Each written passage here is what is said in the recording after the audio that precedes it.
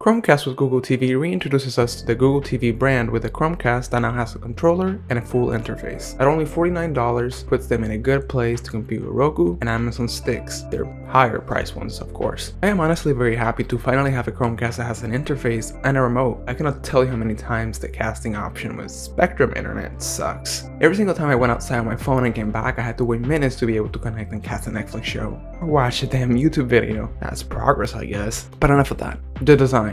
Compared to the Chromecast Ultra and the older regular Chromecast, this Chromecast with Google TV brings a very slick and smooth design with the USB-C connector and a slick control that is comfortable to use and easy to navigate. At the moment I have the Google TV plugged into my TV. I'll be showing it through the videos that I'm showing right now. The device itself blends into the back of the TV, depends on which color you choose of course, and it's very slim. And also since it doesn't come with any internet connection or anything like that, and just kind of falls into the back of the TV. The specs.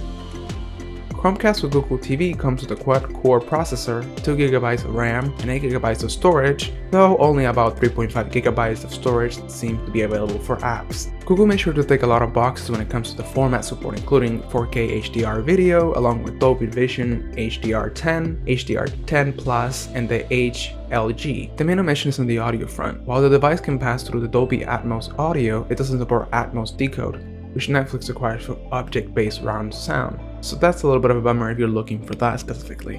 The interface, the pros and cons. Pros, it has a clean and easy to use UI, the control is simple, and it was designed with a lot of thought, in my opinion. You also have the ability to install a variety of apps, games, and a lot of recommendations based on your viewing habits. There is also a direct button to Netflix and YouTube of course, so if you are someone that watches those two a lot, then that would be something that is very easy. You don't have to click around to find those specific apps. You can just click on that button and it takes you directly to that app as well. The cons. If you're looking to be able to play Stadia from this device, then think again, because Google will not have an official way to play Stadia into the first quarter of 2021. You can of course sideload pretty much anything you want. There are a lot of people that have already sideloaded Stadia into their Chromecast with Google TV. However, since there's a lack of connectivity to the internet port, it can be a little bit laggy. I haven't tried it myself, but I have heard that it can be a little bit laggy. I'll probably try it in the next few weeks, and I might do a video about how that works on the Chromecast with Google TV.